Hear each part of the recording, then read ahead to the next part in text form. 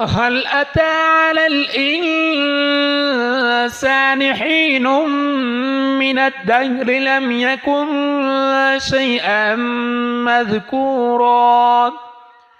إنا خلقنا الإنسان من نطفة أمشاج نبتليه فجعلناه سميعا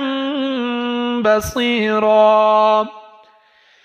إنا هديناه السبيل إما شاكرا وإما كفورا إنا أعتدنا للكافرين سلاسل وأغلالا وسعيرا إن الأبرار يشربون من كأس كان مزاجها كافورا عينا يشرب بها عباد الله يفجرونها تفجيرا يوفون بالنذر ويخافون يوما كان شره مستطيرا ويطعمون الطعام على حبه مسكينا ويتيما وأسيرا إنما نطعمكم لوجه الله لا نريد منكم جزاء ولا شكورا إنا نخاف من ربنا يوما عبوسا قمطريرا فوقاهم الله شر ذلك اليوم ولقاهم نضرة وسرورا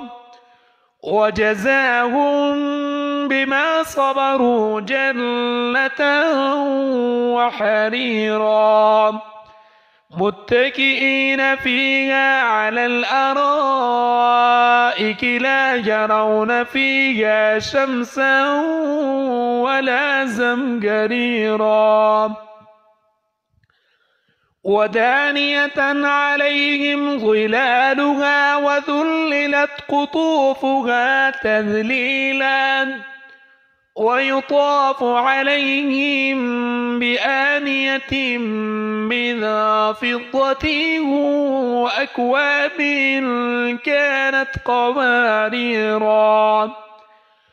قوارير من فضة قدروها تقديرا ويسقون فيها كأسا كان مزاجها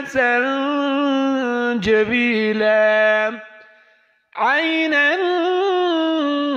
فيها تسمى سلسبيلا ويطوف عليهم ولدان مخلدون إذا رأيتهم أسبتهم لؤلؤا منثورا وإذا رأيت ثم رأيت نعيما وملكا كبيرا عاليهم ثياب سندس خضر واستبرق وحلوا أساور من فضة وسقاهم ربهم شرابا طهورا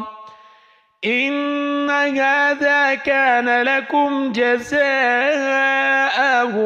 وكان سعيكم مشكورا إنا نحن نزلنا عليك القرآن تنزيلا فاصبر لحكم ربك ولا تطع منهم آثما أو كفورا واذكر اسم ربك بكرة وأصيلا ومن الليل فاسجد له وسبحه ليلا طويلا إن هؤلاء يحبون العاجلة ويذرون وراءهم يوما ثقيلا نحن خلقناهم وشددنا أسرهم وإذا شئنا بدلنا أمثالهم تبديلا إن هذه تذكرة فمن شاء اتخذ إلى ربه سبيلا وما تشاءون إلا أن يشاء الله إن الله كان عليما حكيما يدخل من يشاء في رحمته والظالمين أعد لهم عذابا أليما